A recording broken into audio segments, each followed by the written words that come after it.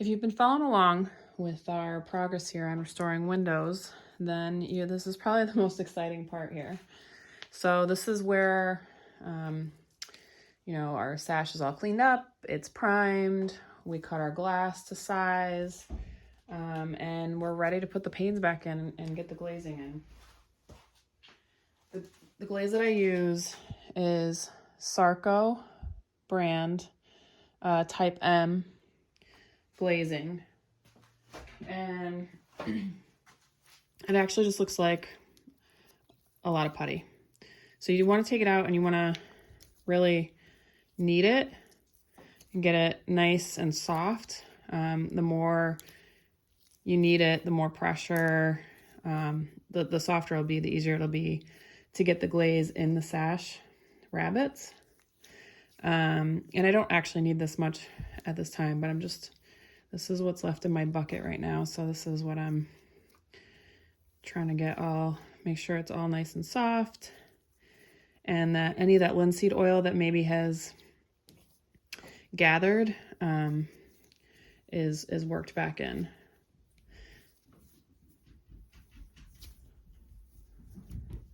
All right, so I'm just gonna take a handful of this,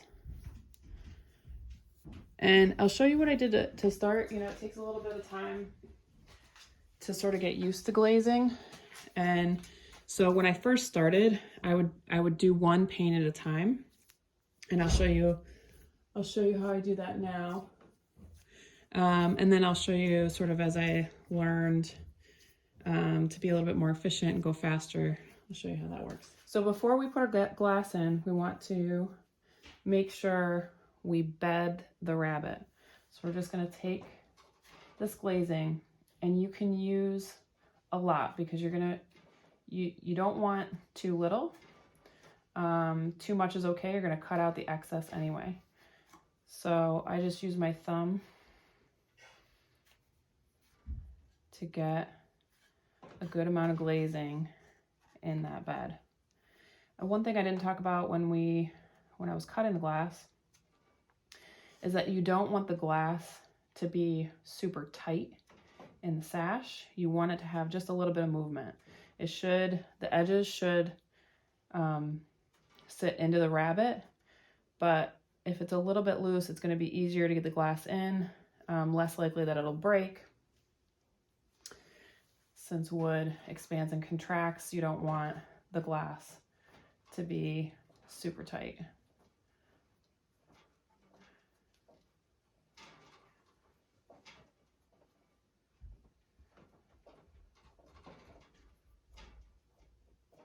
All right.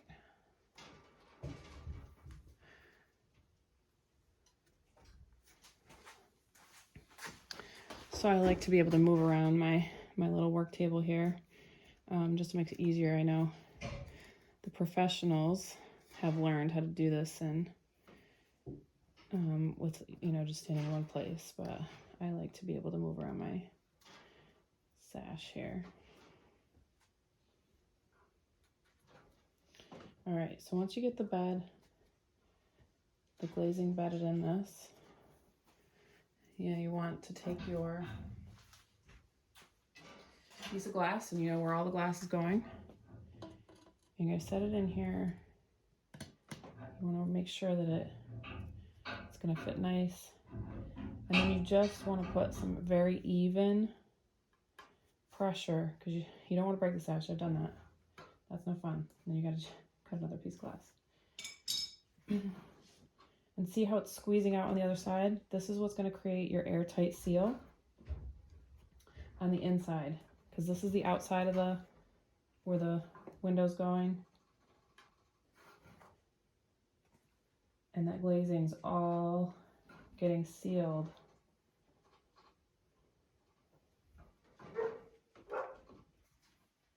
All right, and you can see it creates like this nice suction.